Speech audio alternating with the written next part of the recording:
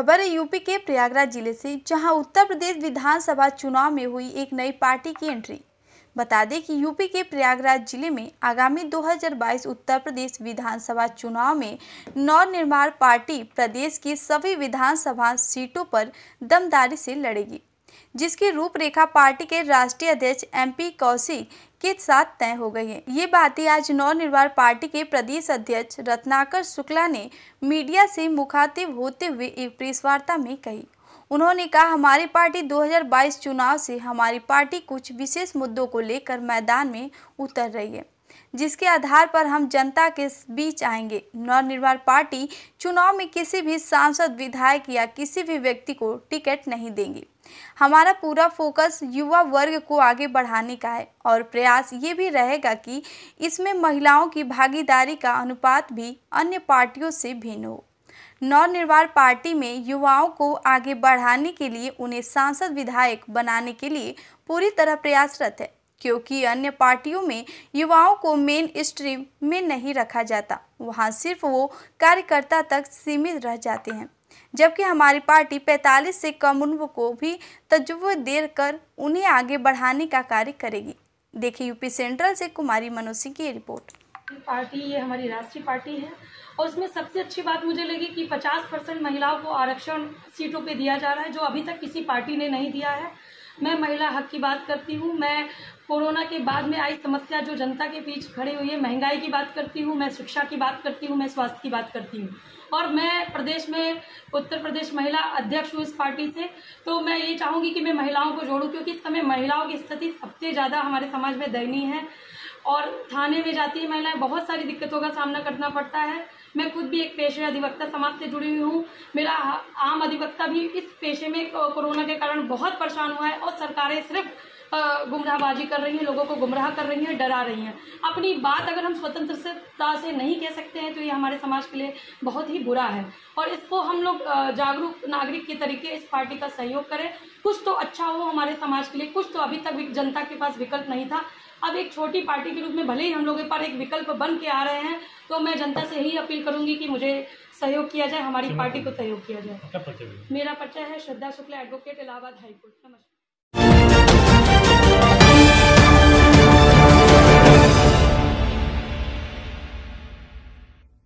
खबर है यूपी के जनपद लखीमपुर से, जहां किसानों के समर्थन व्यापारी भी दे रहे धरना। बता दें कि यूपी के जनपद लखीमपुर के अंतर्गत थाना संपुड़ा नगर क्षेत्र के गोविंद नगर में किसान धरने में सम्मिलित हुए, जिसमें खजुरिया के व्यापार मंडल के कलच गुट के व्यापारी भी सम्मिलित हुए।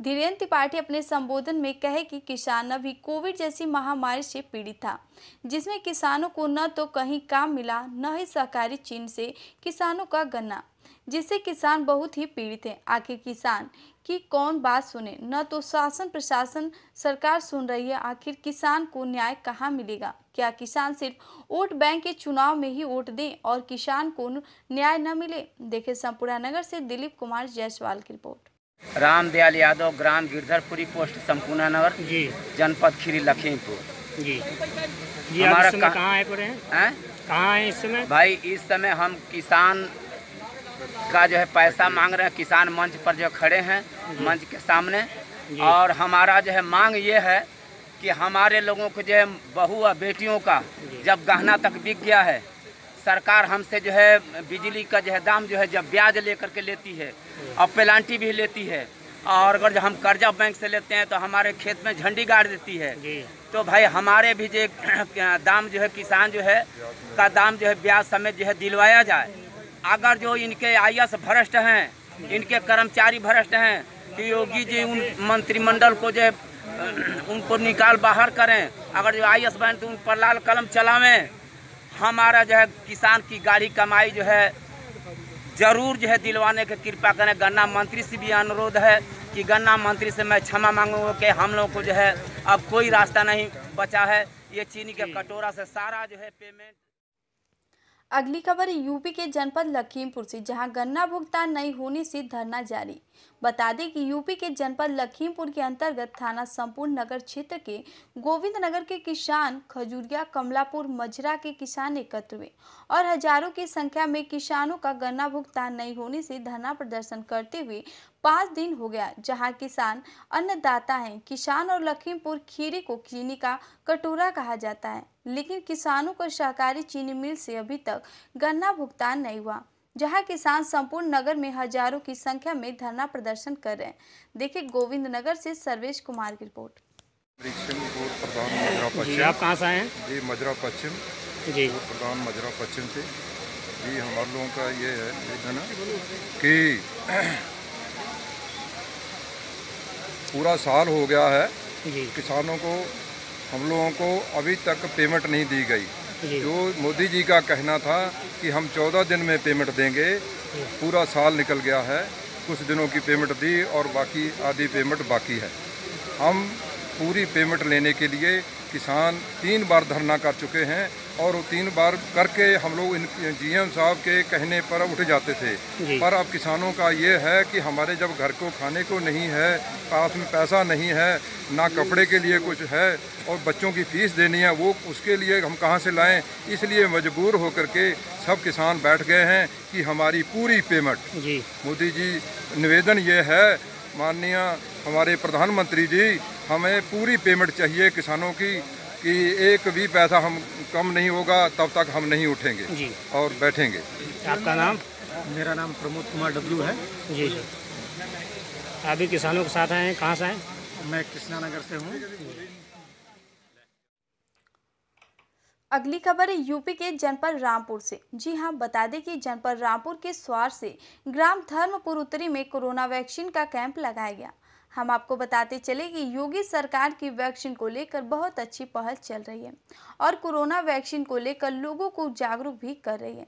सरकार एक ऐसा ही मामला आज धर्मपुर उत्तरी में देखने को मिला। जब डॉक्टरों की टीम धर्मपुर उत्तरी पहुंची तो ग्रामवासियों का तांता लगा रहा और अपनी बारी का इंतजार करते रहे, लेकिन कुछ लोगों का कहना था कि वैक्सीन को लेकर के बुखार का आना और बदन में दर्द होना ऐसा बोल रहे हैं, लेकिन डॉक्टर बलविंदर कौर का कहना है कि ऐसा कुछ नहीं है, डॉक्टरों की टीम मौजूद रही। देखिए स्वार से शफीक अलवी की रिपोर्ट।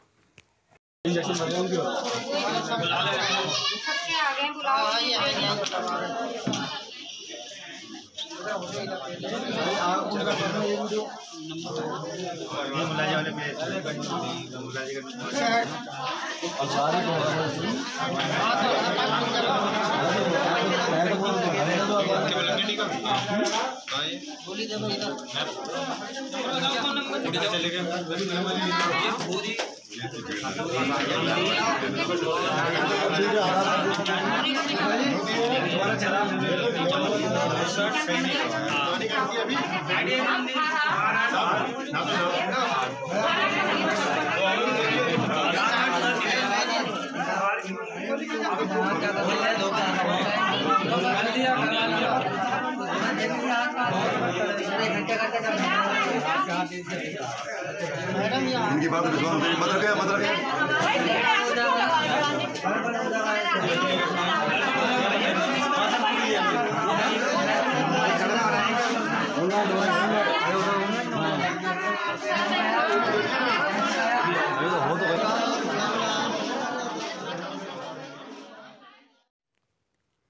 निवासी नर्क में जीने को है बेबस। बता दें कि नवादा पंचायत के वार्ड 4 निवासी नर्क में जीने को है बेबस।